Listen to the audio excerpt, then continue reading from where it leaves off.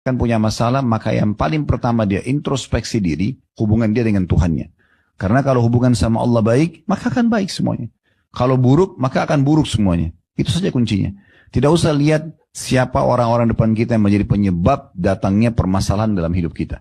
Tapi Allah subhanahu wa ta'ala sedang menguji kita melalui orang tersebut.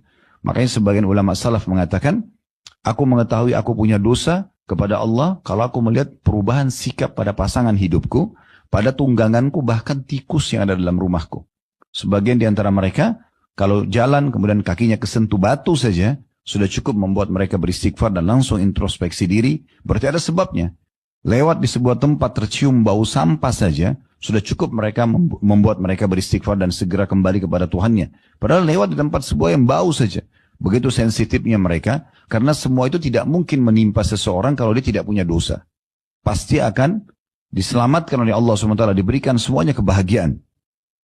Sehingga matanya hanya melihat sesuatu yang menyenangkan dia, telinganya akan mendengarkan sesuatu yang menyenangkan dia, hidungnya akan hanya menghirup sesuatu yang menyenangkan buat dia, mulutnya, lidahnya akan mengecap dan mengucap sesuatu atau merasakan makanan juga yang hanya nikmat buat dia, badannya selalu sehat dan seterusnya.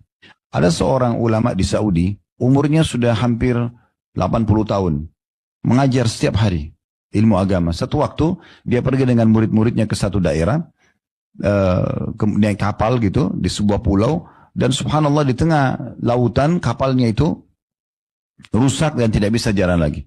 Mereka juga tidak punya bantuan, sehingga akhirnya harus berenang cukup jauh tempatnya. Dan pada saat sebelum kejadian ini, semua muridnya mengetahui Syekh ini orangnya sangat bersahaja, orangnya sangat tenang, seperti orang yang cuma betul-betul datang antara dia dengan buku untuk mengajar. Tapi kuasa Allah subhanahu wa ta'ala pada saat itu justru dia yang turun berenang, dia menyelamatkan banyak muridnya sampai akhirnya selamat ke pulau terdekat dan akhirnya selamat setelah itu. Murid-muridnya bertanya setelah itu, kami Masya Allah tidak menyangka kalau ada power dan kekuatan di tubuh Anda seperti ini. Anda bisa berenang begitu jauh, Anda bisa menyelamatkan sekian banyak murid Anda. Kira-kira apa rahasianya? Maka bahasa dia sederhana. Dia bilang, karena saya tidak pernah gunakan tubuh ini bermaksiat kepada Allah, maka Allah pun menyelamatkan semuanya.